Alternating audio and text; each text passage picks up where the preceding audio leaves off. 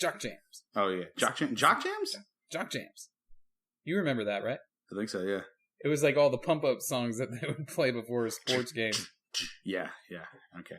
It's like, we will rock you and pump up the jam. Welcome to the jungle. Yeah. Yeah, I remember that. Yeah. Cherry pie? Wait. Yeah. What? No. Not quite. No. Not That's quite. a little different. That's a totally different pump up. Pour some sugar on me? Definitely not. Definitely No. Wrong. Wrong category. Wrong category altogether.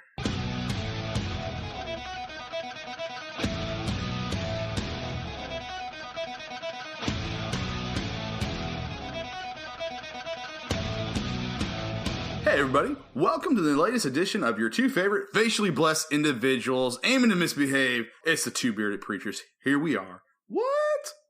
Very Yeah, nice. Very nice. That was a good one. Are you pumped up? I am. I'm actually sweating right now. I believe it. What everybody else doesn't know is that we've already had like a 30-minute conversation where Justin got all worked up and he was like yelling and cursing and all sorts of craziness. But you know, I didn't curse. Well, maybe not yelling and cursing, but he was all worked up. I was very animated. Very animated. Yes. When we start adding like additional bonus episodes and stuff like that, maybe y'all will get to hear some of that, but probably not. Some of this stuff is just for us, Justin. It is. It's just for you and me. Nobody else gets to hear it. We apologize for those of you that want to hear everything we say. Yeah. But at the same time, it's a little bit weird. I don't know why y'all want to hear everything we say. Trust me, the stuff we edit out needs to be edited out. Yeah. Amen. Yeah, you don't need to hear it. You want to hear something funny? I do. Someone told me just a little while ago in a text that they're in a church that's very conservative. Mm-hmm. And they would probably get fired for half the stuff we say on the podcast. Who told you that? I can't tell you. You can't tell me that? I don't want to tell you. But I think it's really funny because I was like, really? And I'm thinking to myself, what do we say that's so bad? Like, do we really say bad stuff? I know that I think that the worst thing either of us have ever said on the podcast is suck it. I think that's the worst thing either. And we've both said it. And at the same time, I think we said it. Well, no, was it in unison or were we going back and forth? Like, no, I had proven Faye wrong on something and I said it to her. And then you were telling a story where you referenced the fact that you said suck it to somebody.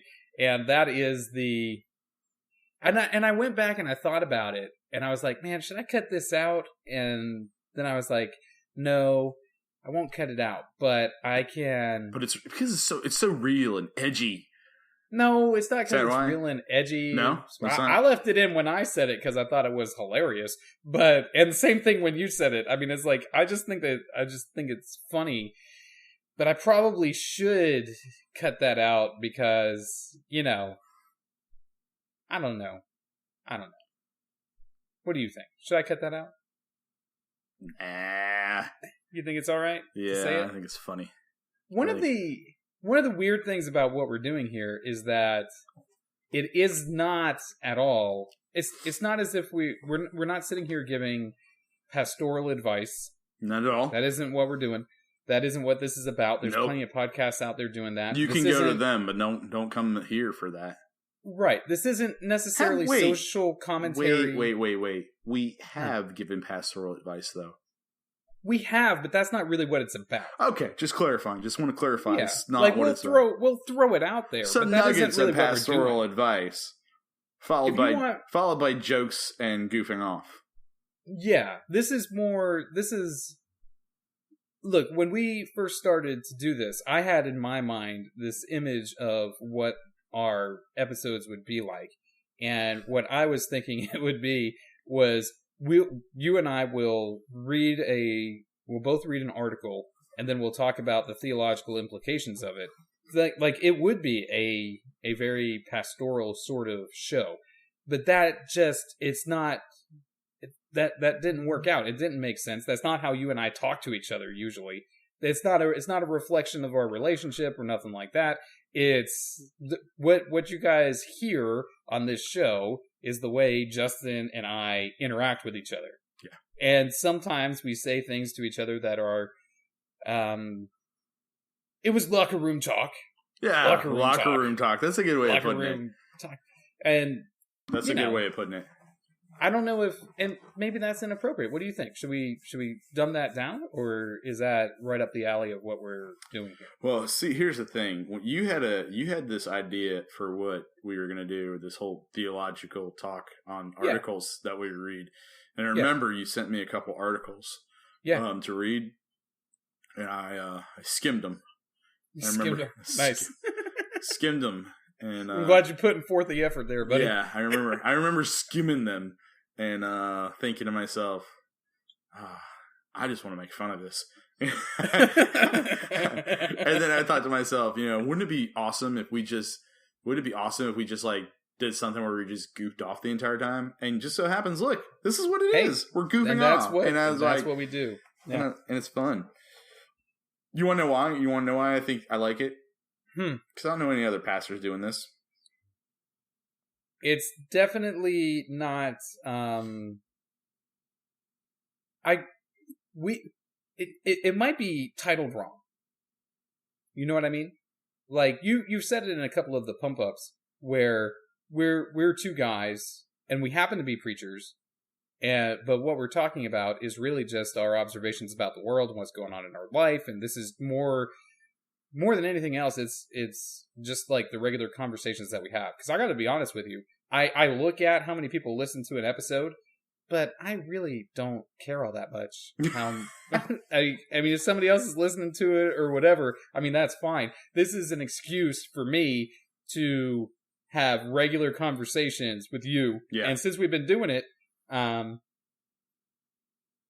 look, before we started doing this, how often were we talking to each other? Like every once in a while, every couple of months, we send each other a text or call and chat or something like that. Yep. And that was it. But now I know that once a week, I'm going to talk to you for at least an hour. Yeah. And we're going to discuss different stuff that's going on. And some of it we'll share with whoever happens to be listening. Mm-hmm. But a lot of it, we cut out because that's just the conversation that I'm having with a friend here. And we're like, we can't put that on there. Cut that out. And I'll literally say, dude, you got to cut that out. Yeah. There's plenty of, because I cut stuff out, I don't even have to say it when I'm going to cut it out. I'm just like, oh, well, I ain't going to do that. So I had to say it on the podcast, like, dude, you got to cut that out. So Martin's listening to it and go, oh, you just reminded me, I got to cut that out. In fact, the last episode, 61, there was a section that you said, dude, you got to cut that out, and we cut it out, and, that was it. Yeah. And with the stuff that we cut out, usually it's not even, I don't want to give people the wrong impression, like we're sitting here cursing each other out. Martin and talking usually is about the one that's cursing me out and everything. Yeah. Talking about gross or disgusting or inappropriate things, that isn't the case. Normally it's like we start talking about things that are happening to us in our ministry, and we don't want to bring other people's names up in it or, get too deep and personal. What I think a lot of people don't realize is that the profession that we're in, the pastoral job, that it is, I don't think people quite understand the stress level involved with it. Do you think, is that fair? Do you think? Yeah, I think people? No, they don't know. No, they don't know.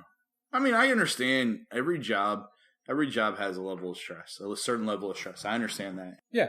There are jobs out there that are more stressful than us. Okay. Absolutely. Like police officers and doctors and things like that. Lawyers, that's a really stressful job too. Teachers, I think that's a stressful job. There's a lot of other stressful jobs out there, but it's funny because a lot of those people will be like, I'm glad I don't do what you do. Like, what? and like part of it is like, yeah, you kind of get it and you understand, but it is pretty stressful because it's like, we're not talking about, we're talking about people's eternal, eternal inheritance is what we're talking about, that we're dealing with, and we're not talking about the here and now. We're talking about eternity, and trying to get people to think about that. And so, talking about their souls, and so most people don't want to think about 2 weeks down the road, and you're trying to talk about. And so it is stressful. It's very stressful, and it's okay. Mm-hmm. I'm all right with that.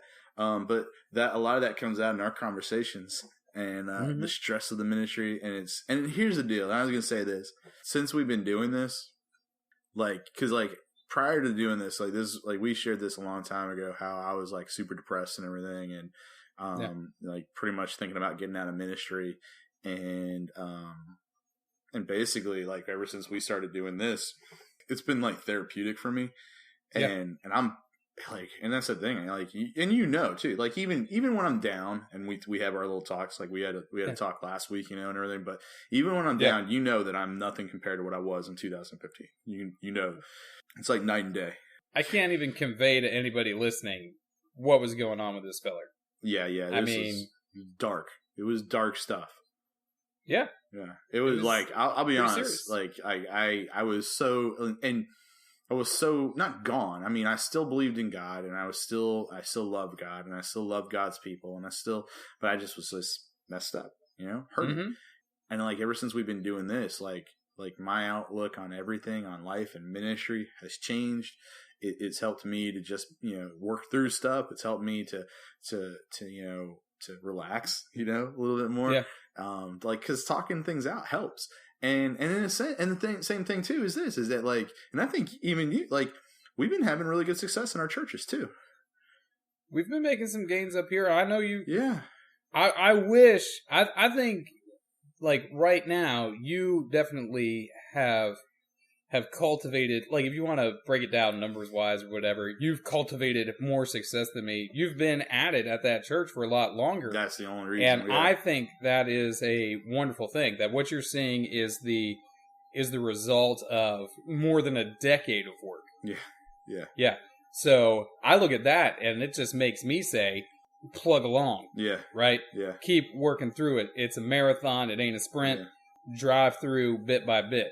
Yeah. And I'm talking to people at my church, and you said you were talking to somebody who was at a conservative church. Yeah. I was like, my church most of my people in my church don't listen to this thing that we do. So it's what's your podcast? What's the interweb? Exactly. So none of them listen to this, but I'm trying to push on the deeply traditional aspects of my congregation, and seeing the effect that you have had at your church over more than a decade of ministry there is telling me, hey, if I keep driving, keep my nose to the ground, and keep on working, then it's going to be the success culminates through years of effort. Yeah. It ain't a show up, hook up the fog machine, get the strobe lights out, get out the strobes, get a worship leader in skinny jeans. Yes. No. The guy it's funny because our worship leader right now is like super skinny. Clint knows he's skinny, and if he wore skinny jeans, his bottom half would disappear. Oh gosh! Because he's already so skinny. Really scary. If you put on skinny jeans, you wouldn't even see him. That's It'd be like a skeleton. Just suck it all away. It's just gone. It'd be rough. So I'm glad he doesn't wear skinny jeans. Praise the Lord. Dana wears them as skinny jeans. I don't think he does anymore. I think he's back to regular jeans. So, back to normal. Yeah, back to regular jeans. So, but anyway, I think that I agree with you, and I think that a lot of the positivity that I have in ministry, because I've done some, we've had some experiences up here where I've been frustrated at the resistance to change that I'm pretty confident needs to happen in order for us to better communicate the gospel to better communicate the gospel in modern language and with modern music, and just in a way that effectively reaches my generation, the generations under me. Yeah. The headaches that I have with that, I think, are mitigated by the fact that every week I'm going to be talking to somebody who is down there in the trenches doing the same sort of stuff. Yeah. Right. I mean, that is incredibly helpful. So, if you're in ministry and you're having a tough time, Justin and I both recommend start a podcast, and it'll make you feel better. Start a podcast, your best friend, and that's right. And just talk about everything. Yeah, you get all your emotional baggage out of the way. Dude, it's freaking awesome. It's great. You know, and it's that's, positive. I think it's really cool. Like I said, you know, ever since we've been doing this, yeah, I think like both of us have grown a lot just in our regular everyday lives, personal lives, and as ministers too. But then our churches have been growing too, and I'm just like, that's really cool. And I attribute it to us just kind of talking through everything, and the other thing too, and because you know I've had a few people are like, you know, they just goof off and talk about nothing. Yeah, you know what, man, you can't really take everything so serious. Like you gotta just relax. Like that's what I think that's something I've learned. Like there are there's times when we got to be serious and we got to get down, we got to do this, but then we got to relax, man. Our download numbers for the podcast are not good enough. We have to talk about whatever topic is trending on the day we record, and then immediately release the next day. Oh, so that way we can drive these numbers up. Because if we don't drive the numbers, what are we doing? Well, we're doing all that. Well, the churches are growing, right? Yeah. That's which more is why important. That's more important. So, but plus, I also like learning a new skill. So, like learning a little bit how to play with the editing software. Yeah. I think that's going to help me later on in some ministry applications. Like, there's some I can make my sermon sound better that I put up on the website. You know, just little things like that are. You further develop your skill set. Because of this, I learned how to. Because of all this, I learned how to do like. I take my sermon that I record my video sermon, and then I take a recorded audio file of my sermon and I overlay it on top of it and I line it all up.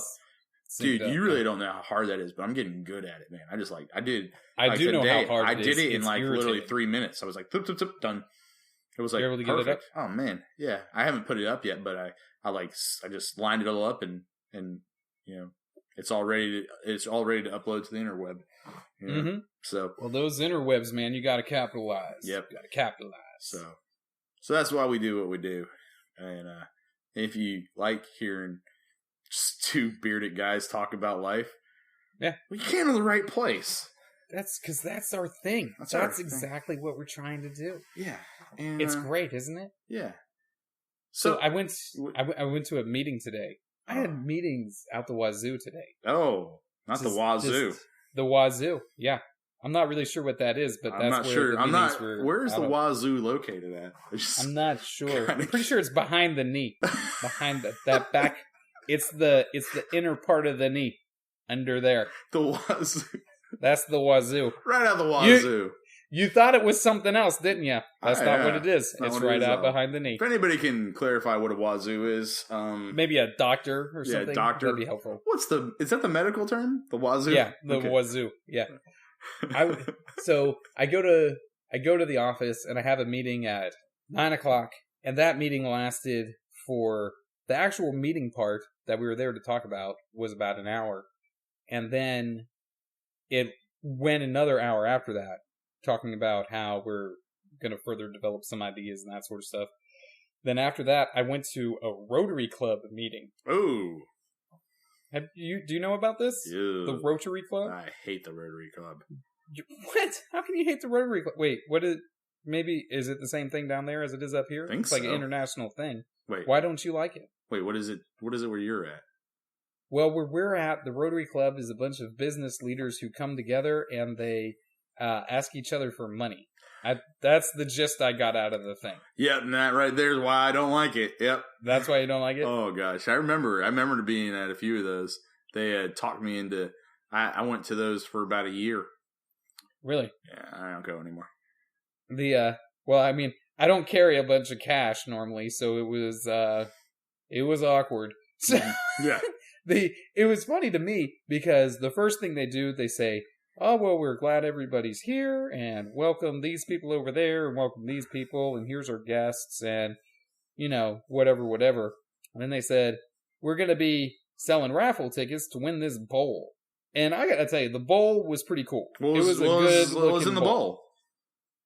Well, all the raffle tickets were in the bowl. The bowl was like, it was like a bunch of different chunks of wood that were all glued together, like different colors of wood, different shades, different types. Okay. All glued together, and then it was turned so that it was all round, but you could see where where the different colors of woods were. I mean, so it looked like a patchwork bowl. Huh. I mean, it was cool looking. It looked pretty nice.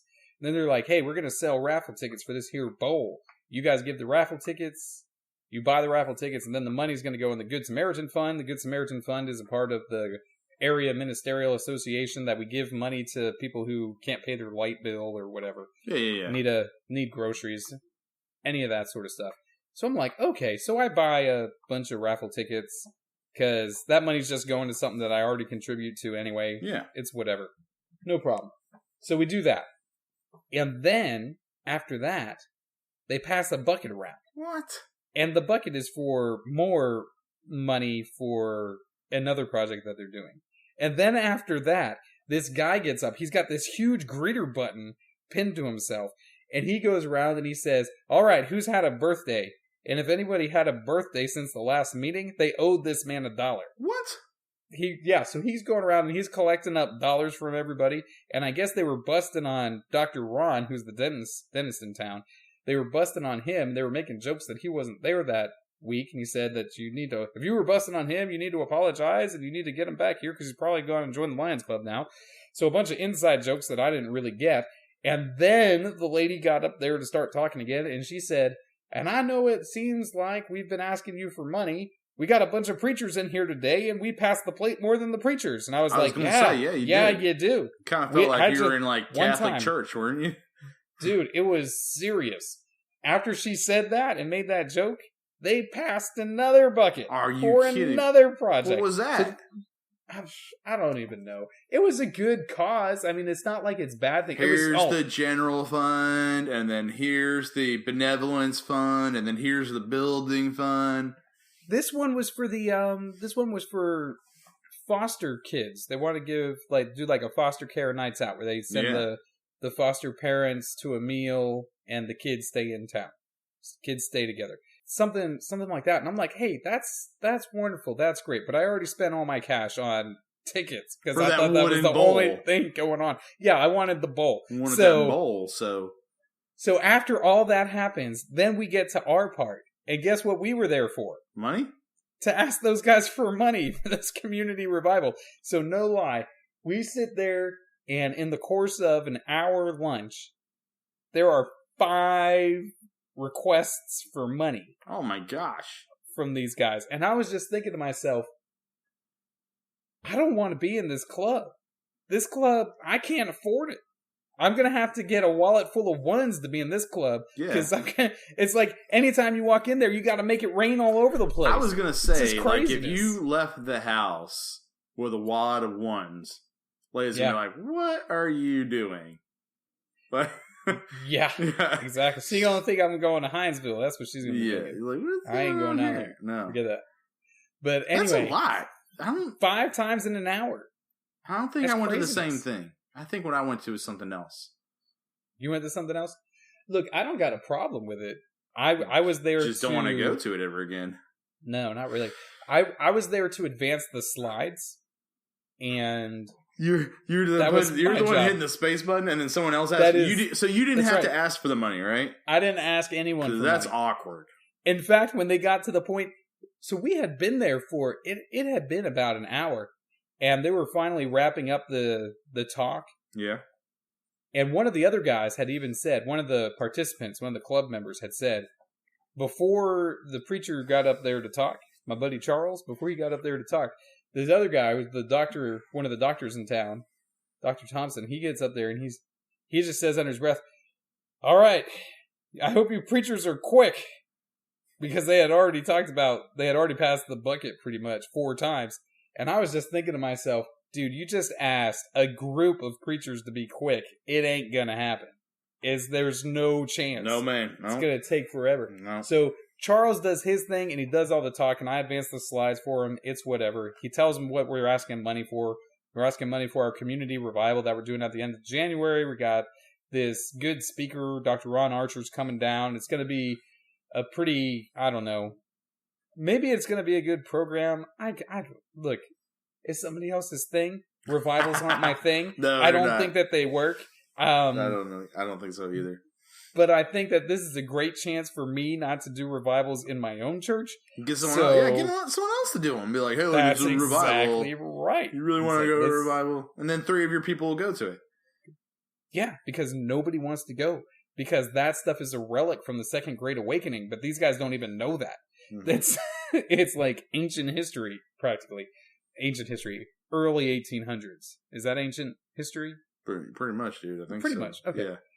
So I'm trying to help with the revival or whatever. I can advance the slides. After he gets done with his talk, he looks over at me and he says, Martin, you're the president of Gamma. I'm the president this year, which pretty much means I wasn't there on the last meeting of the year. Yeah. I got voted in. Yeah, that's exactly what happened. But I'm going to make them pay for that because I have ruined those meetings like a champ. I'm going to suck. Don't worry, man. That's what I do too. I'm gonna make you suffer for it. Don't ever voluntold me nothing again. That's right. So he points to me. It's like, Martin, you're the president of Gamma. Martin, the preacher at the First Christian Church over there in Glenville. You got anything? And I just shook my head. I didn't even answer him out loud. I just shook my head no. You just shook your... I didn't say nothing because everybody had already talked. Everybody wanted to leave. They didn't want to do nothing. And then he goes to the next one. He's like, Miss Tracy, you got anything? And she goes and she starts talking and she talks for like 2 or 3 minutes. And then he goes, Roger, you got anything? And then Roger talks for like 2 or 3 more minutes. And I'm just like, dude, you're going to go down the line. Scott, you got anything? 2 or 3 minutes, Scott says his piece. So he already added like 6 to 10 minutes by going down and asking each one of these people, each one of the preachers who were there representing, if they had anything to add. The only other preacher who didn't say nothing was Mike, the Southern Baptist guy. It's like, Mike, you got anything? And he did the same thing as me. He just sort of shook his head. And I was like, I like you, Mike. You're the man. You're my new best friend around here. You're my new favorite preacher in town. That's right. These other clowns, they're all running their mouths when these guys already said they don't want to be there long. Yeah, they've already said it. You guys didn't get a whole lot of money, did you? I don't even know. I didn't see any money change hands. That is not I'm not terribly concerned about the money. These other guys are worried about the money. I'm not concerned about the money. My thought is if this revival thing if it's going to happen, if it's going to be successful, then God's going to provide the money. And maybe he's going to do that through the Rotary Club by us keeping them there too long during their lunch hour. It doesn't seem right, does it? Nope. No. Well, I do think that if the Lord wants it to be successful, then it will be successful. I'm not terribly concerned about that. Welcome to intermission. Intermission.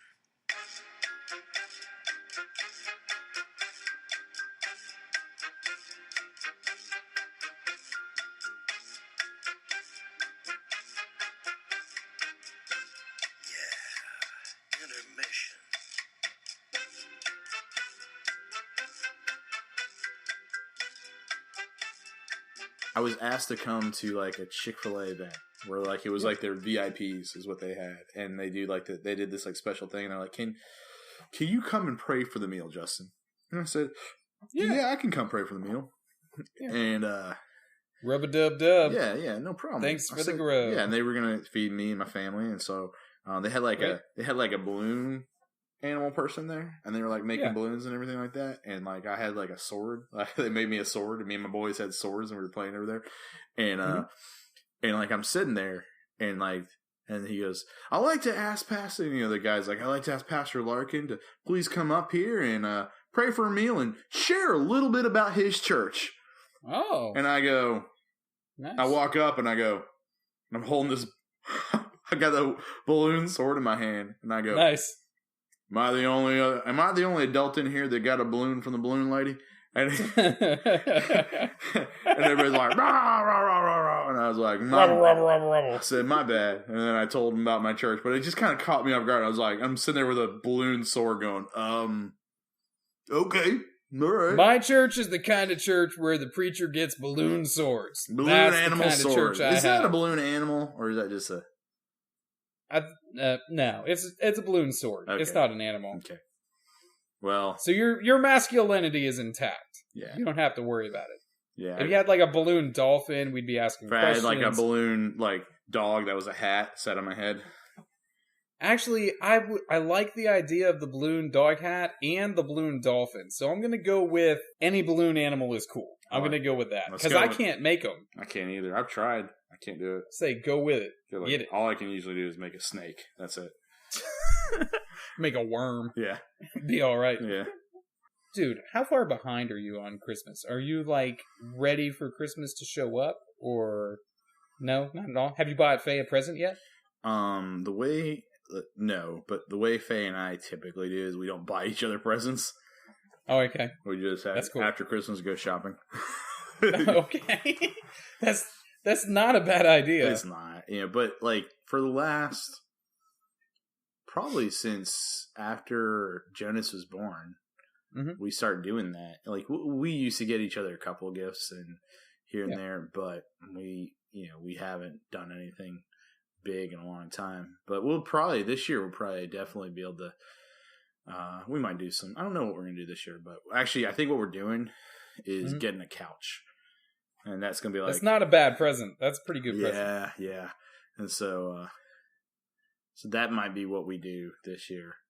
So I need to get a new living room set sometime. Yeah, mine's bad. Mine's real bad. Mine's got holes all in it. Like it's literally falling apart, dude. Until my kids are like a little bit older, I just don't even want to do it. You know what I mean? Me neither. But there's like places where they've drawn on it. And you need to remind me to take a picture of my couch and show you, and you'll be like, yeah, man, you need to replace that.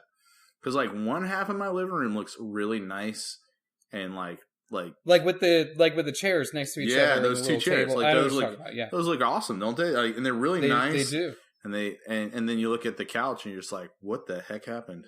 Like someone took a machine gun to it and it just lit it up, man. It's like ripped and there's holes everywhere and it's just. You mean the sectional? Yeah, it's bad, man. The chairs that you have on the other side of the room with the little table. Mm-hmm. I look at stuff like that and I'm like, dude, that's what I need in my office at work. They're super comfy. Love it. Super comfy. I could sit there, I could read a book and maybe not fall asleep. Maybe fall directly asleep. I don't know.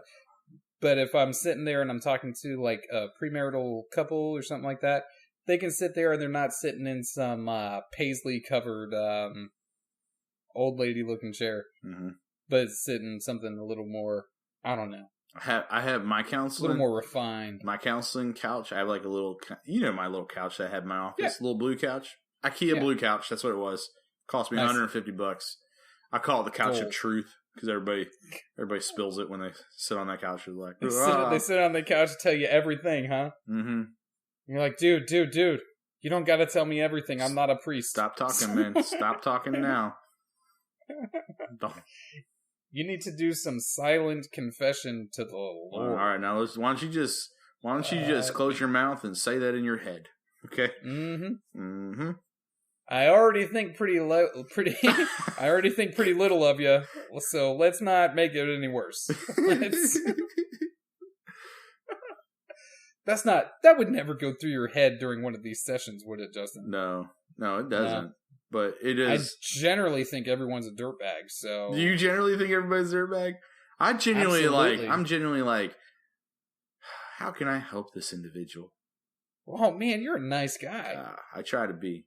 Like, how can I help him? You can't help him. You want to know why you can't help him? Because I'm not Jesus? Well, that's one. Because they're genuinely dirtbags. That's why you can't help them. Man. Just as you and I also are dirtbags. I'm not going to lie. You might want to cut all this conversation out of it. Like, you might want to cut this whole conversation. This whole thing. Everything back to from the eggnog to this. Like, you might want to cut the whole thing out. Because I'm like sitting here going...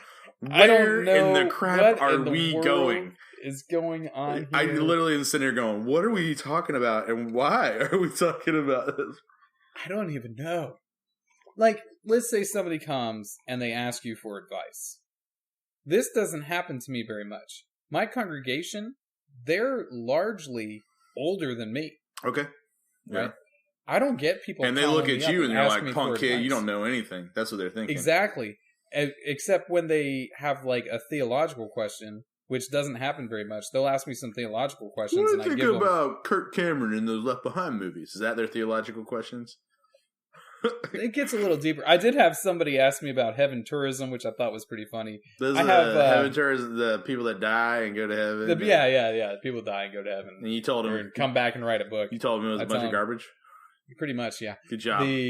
The only heaven tourism book you need to read is the Book of Revelation and the Book of Ezekiel. Yeah, and that should set you up pretty well. You just read the Bible, you'll be all right. You know. Yeah, you'll be all good. Good. I mean, I don't know if that guy went to heaven and then came back and wrote a book or not. Except I'm pretty sure he didn't. Like 99. Listen. The only one that went to heaven, came back, and wrote a book would be the Apostle Paul. All right, let's just be honest with ourselves, okay? Taken up into the third heaven. There we go. You know, that's the only one. And so, and most of the stuff they said, you're not allowed to write about it.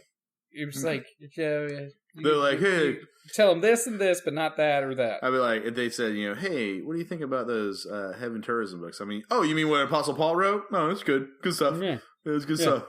Oh, well, I don't know anything other than that. Yeah, and then the rest I'm not so sure about. But I don't get a lot of questions like that. And I think that it's because for many of these people, I'm still brand new. Mm-hmm. I mean, they're still filling me out. I've been here for 3.5 years now, which...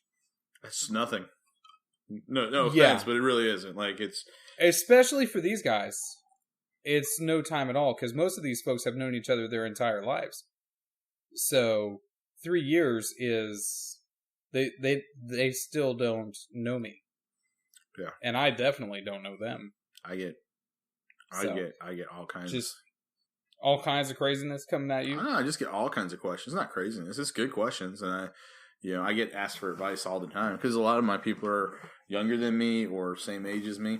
But even then, I'll still get some of the older ones, you know, come talk to me about a few things. What do you think about this? You know, asking my opinion. But it also comes with the territory of being in a church for 15 years, you know? So, but yeah, I get a lot of questions. A lot of the questions I get, you know, or a lot of things that I get asked advice about would be, like I get a lot of relationship questions. I get lots of those. I actually get quite a few financial questions. Yeah? Yeah. I get a lot of those. Should I spend my money on this? No. Or, you know, how to, you know, I get a lot of theological questions, you know, on where the church stands on certain topics and everything. Lately, a lot of political questions and not a lot, but I've been getting like, you know, questions about homosexuality and everything. And that's actually I've been getting more questions about that, you know. Lately. That's because all of you people in Central Florida are homosexuals. That's not. We know this. In Southeast Georgia, we know where they all go. They all go to Central Florida. You Georgians always. Georgians. You Georgians. Yeah. It's Floridians and Georgians. So. Georgians. Let me tell you something now. Tell me something. There's a reason why when Cops is going to do some recording, that they always go to Florida. Always. Well, no, there's like a lot Florida, of crime. Vegas, and Washington State. Yeah. That's where Cops goes. So I think that it makes sense. Because there's a lot of crazy people in Florida.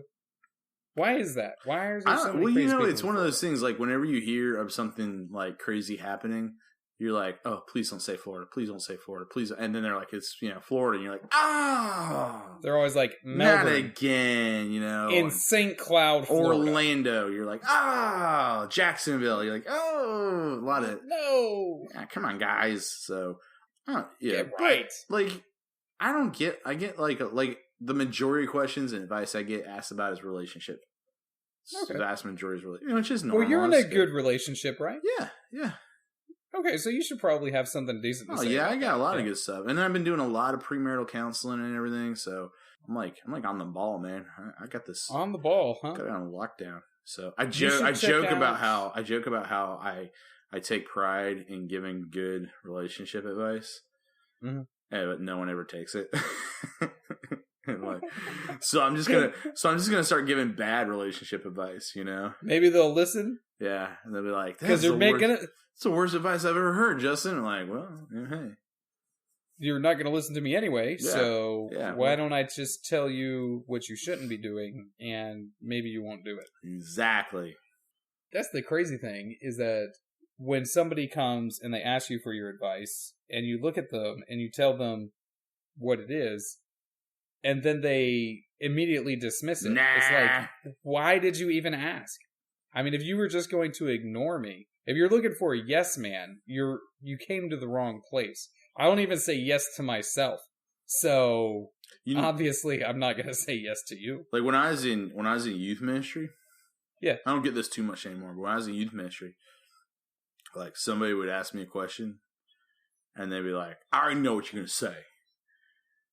And they'd say that, they followed by that, and then I'd be like, why are you asking me the question? If you already know what I'm going to say, and you're already copping an attitude about it, you know? I know you're going to say, no, I shouldn't do this. I'm like, then why are you asking? Well, I'm just hoping you change your mind. Not what? No. Well, I hope you're coming up with better advice. It's just because you don't. It's already the best. Listen, just because you don't like the advice doesn't mean it's not good advice. Oh. Should I move in with my girlfriend? No. I knew you were going to say that. Then why did you ask? I was hoping you wouldn't. I get that a lot.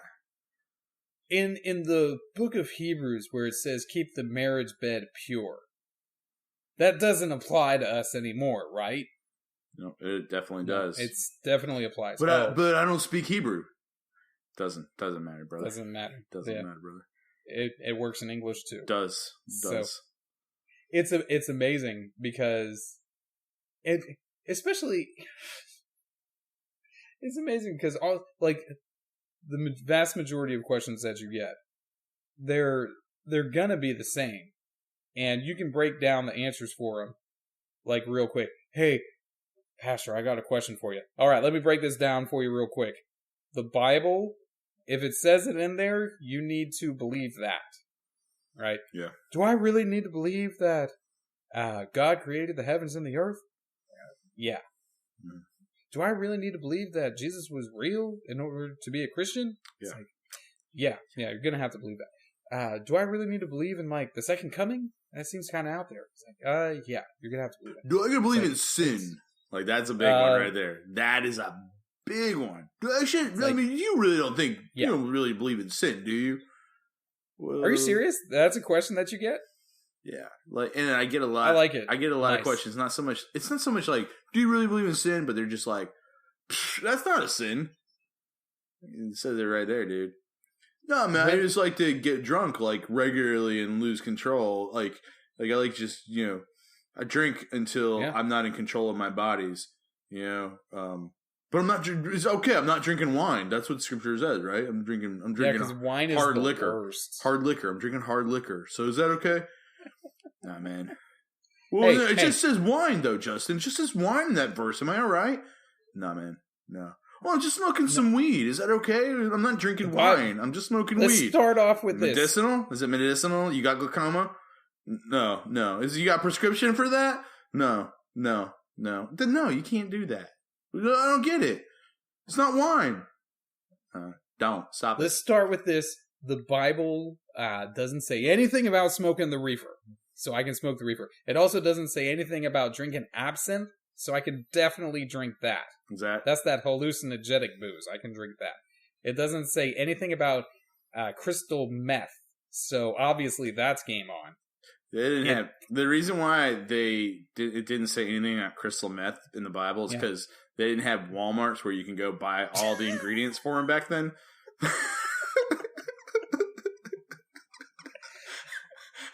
Thou shalt not go to Walmart and buy all the ingredients to produce meth of the crystal, Yeah.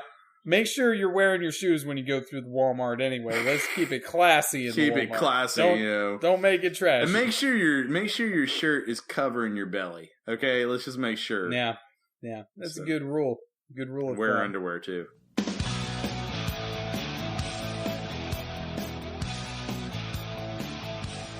Have you had eggnog? Yeah, I love eggnog. I can't drink very much of it. Eggnog just sends me straight to the bathroom. It is whoosh. I've got some eggnog ice cream. Oh, that's rough too. It is delicious, but I can't even eat the rest. No, you like eat 2-3 bites and you're done. If I had any more than like a cup of eggnog, like a little glass of eggnog, yeah, I'm like, I'm done.